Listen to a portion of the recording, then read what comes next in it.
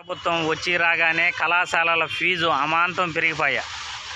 Current ఛార్జీల భారం 18,000 కోట్లు ప్రజలపైన పడి వస్తా ఉన్న సంక్షేమ పథకాలు పూర్తిగా ఆగిపోయినాయి.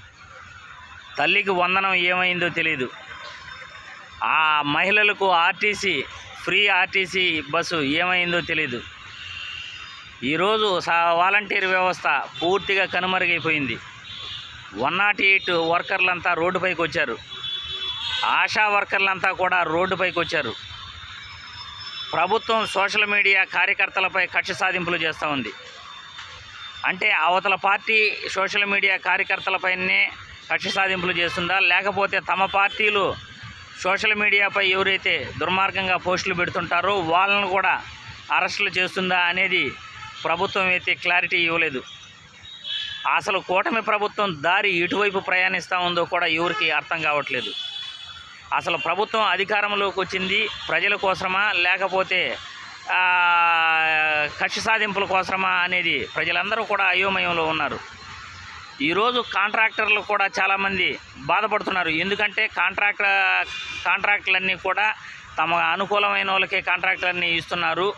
జెన్యూన్గా ఉన్న నిజాయితీగా నిబద్ధతతో కాంట్రాక్ట్ అయితే ఇవ్వట్లేదు అని చాలామంది కూడా తెలుగుదేశం పార్టీలో కార్యకర్తలు, జనసేనలో కార్యకర్తలే మాట్లాడుకుంటున్నారు. ఈరోజు కూటమి ప్రభుత్వం విద్యా వ్యవస్థను పూర్తిగా నాశనం చేసింది.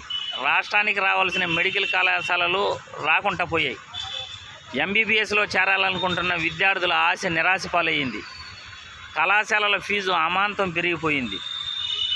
ప్రజలు ఈరోజు అనుకునే పరిస్థితి ఏమంటే, అసలు కూటమి ప్రభుత్వం అధికారంలోకి వచ్చి మాకు ఇస్తానన్న సంక్షేమ పథకాలని ఇవ్వకపోగా ఈ రాష్ట్రంలో ఈ లైంగిక దాడులేంది, లేకపోతే సోషల్ మీడియా పైన పడటం ఏంది, అసలు వీళ్ళు రాజకీయ నాయకులు కొట్లాడుకుంటూ ప్రజలను పూర్తిగా గాలికి వదిలేస్తున్నారు.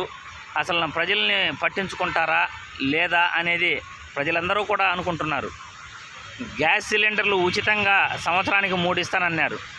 ఒక్కొక్క సిలిండర్ 819 రూపాయల అకౌంట్లో పడతా ఉంది. 3 సిలిండర్లు 2,400.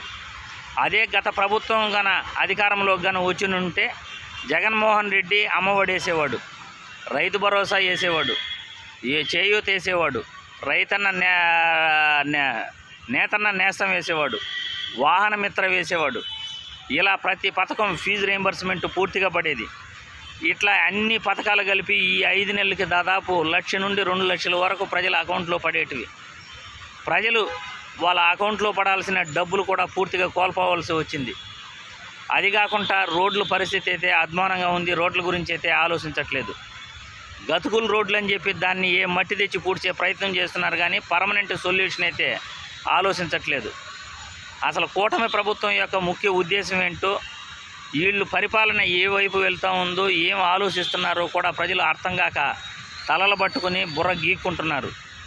అసలు ప్రభుత్వం ఇప్పటికైనా కళ్ళు తెరిచి ప్రజా సంక్షేమం పైన దృష్టి మరలుస్తుందా, లేకపోతే ఇంకా కక్ష సాధింపులపైనే వీళ్ళు ముందుకెళ్తారా? ఈ కరెంటు ఛార్జీలు బాధుడు చూస్తూ ఉంటే ప్రజలంతా కూడా అయోమయంలో ఉన్న పరిస్థితి. నిత్యావసర వస్తువుల ధరలు కూడా అమాంతం పెరిగిపోయినాయి.